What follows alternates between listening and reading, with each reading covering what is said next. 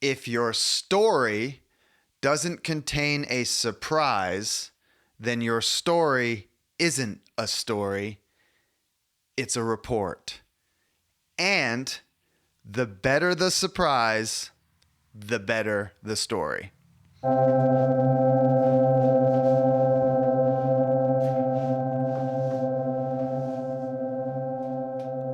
Today's June 21st, 2022, the longest day of the year. And I wanted to structure this video like a story so that I could keep your attention to the end and I could elucidate the story structure, which is a struggle. Got a lot of things I want to say, got to put them in the right form so that it's interesting. Sitting at my typewriter last couple days. How am I going to do this? How am I going to do this? And I noticed behind my iMac this Post-it note. And this Post-it note, 2.5 years old, it is the solution to my structure problem. Everything fell into line when I read this. And I'm going to hold it over your head until the end. And that's kind of what a story is. I misheard. Bert Kreischer, top of the food chain, apex predator, comedian. Excellent storyteller, master storyteller, as all of those top-notch comedians are. He does a podcast with Tom Segura called Two Bears, One Cave. And on this podcast, he tells a story that exemplifies the difference between a good storyteller telling a story and a bad storyteller telling the same story. And I'm just going to steal the whole thing because it's the best example I've ever heard. So here's my version of Bert's version of the story. Bert's baby daughter is in the hospital.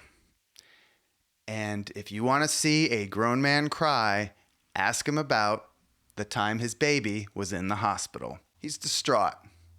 And he's talked to the doctors. He has to go back into the waiting room. He has no control over anything. He's a comedian.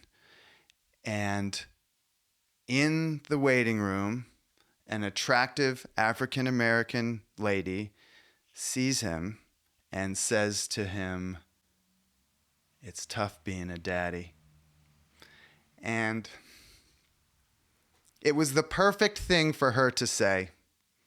The perfect, compassionate thing for her to say.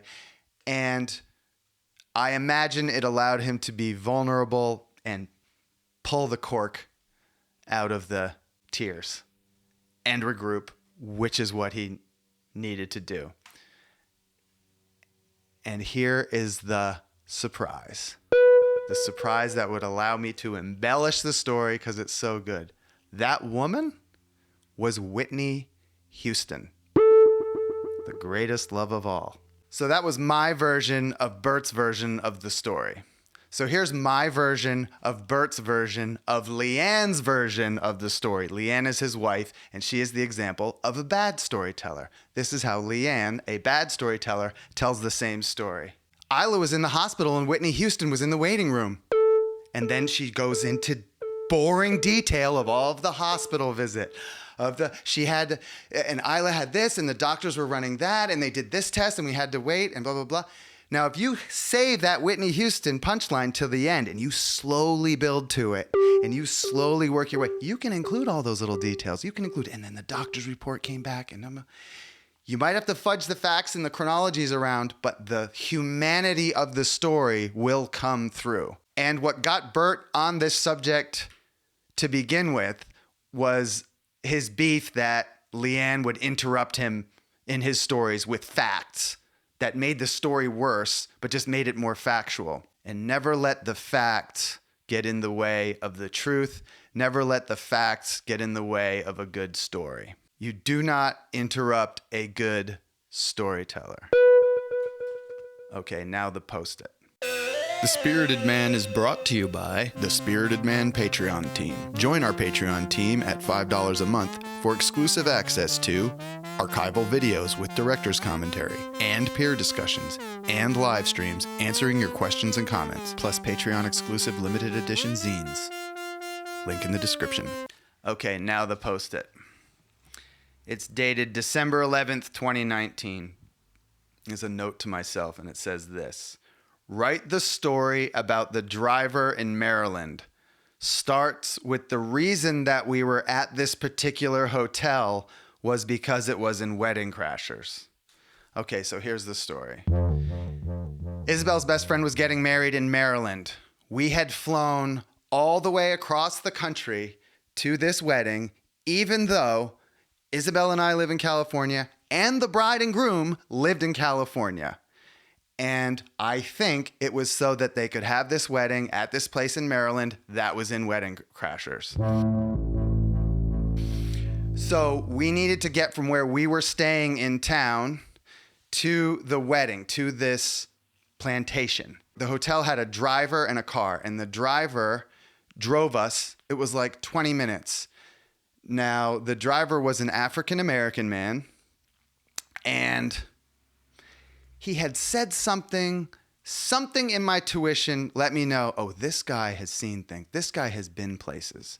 So I asked him, I said, where have you been in this world? Tell me some of the places you've been in this world. And I think he was in the army and he had lived in Germany, and that started this whole foreign travel part of his life. And he had been everywhere and he had seen things. He was someone I connected with closely.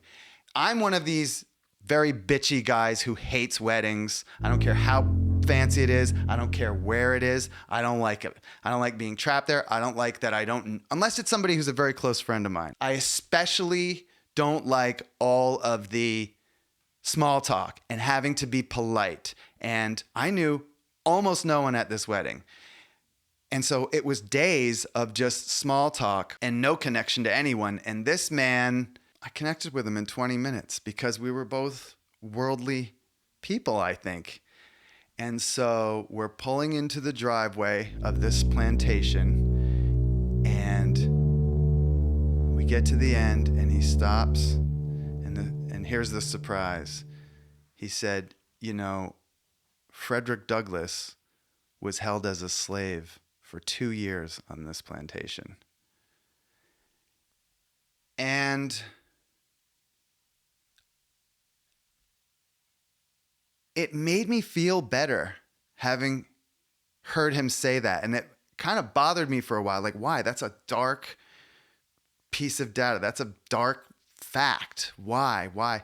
And I think it was something about the honesty of it. It was as if he was saying, I respect you enough to tell you this. Or I don't know what he was saying, but it was like, storytellers are sensitive people. People who choose to do this for a living, we're sensitive. And I would rather be strong and rational. I'd give it away, and I'd rather be a strong, rational person than this sensitive crybaby. And, I think Kreischer's like this. His daughter's fine now. She's off to college next year. And a story in its essence is a model that connects us to the human experience. Today is June 21st, 2022, and yesterday was the first anniversary of the Juneteenth holiday. And at this time in American history, the consensus is we're a divided nation. We're divided, division. But in talking to people, I think everyone agrees that no one sang the Star-Spangled Banner more beautifully than Whitney Houston.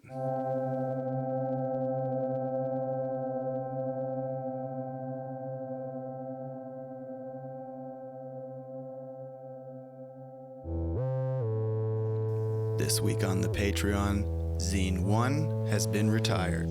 Zine 2 is available to the next 160 new patrons who sign up. Here's the link.